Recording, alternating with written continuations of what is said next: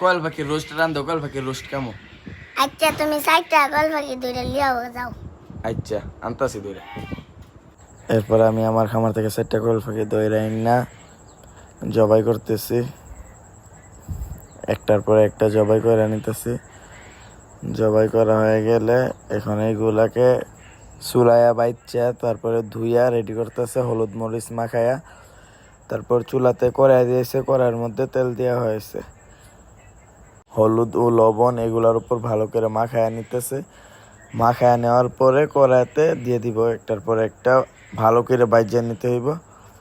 ভালো করে ভাজা হওয়ার পর সাথে পেঁয়াজ কুচি করা ছিল আগে থেকেই, ওই পেঁয়াজ কুচি করা দিয়ে দিতেছে।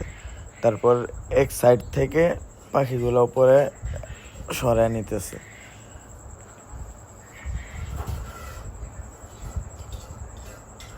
তারপরে পেঁয়াজগুলোকে ভালো করে ভেজে নিতেছে। এর উপরে দিয়ে দিচ্ছে গোলমরিচ, তেজপাতা, ডাল। এরপরে এগুলাকে ভালো করে একটু ভাজা নেওয়া হইতেছে। একটু ভাজা হওয়ার পর এটার মধ্যে দেবে অল্প একটু পানি, তারপরে রসুন বাটা, আদা বাটা রসুন বাটা দেওয়ার পর হলুদ, এরপরে দিয়ে দিচ্ছে মরিচের গুঁড়া। এরপরে আরও অন্যান্য যাবতীয় যা যা মশলা আছে দেওয়া দরকার সেই মশলাগুলো দিয়ে দিতেছে।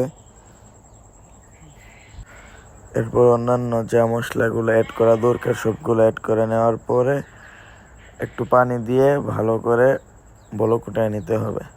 যখন বলক উঠে আসবে তখন পাখিগুলা দিয়ে দিবে।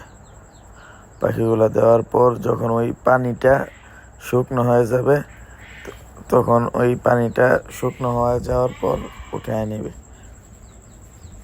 তো পানি শুকিয়ে যাচ্ছে, এই তো এখন হয়ে যাচ্ছে। এখন এটাকে নামিয়ে ফেলবো চুলা থেকে নামিয়ে নেওয়ার পর আলাদা করে নিচ্ছে। এখন খেয়ে দেখবো এটা টেস্টটা কেমন। সত্যি কথা বলতে এটার টেস্ট ছিল অনেক সুস্বাদু, অনেক মজা।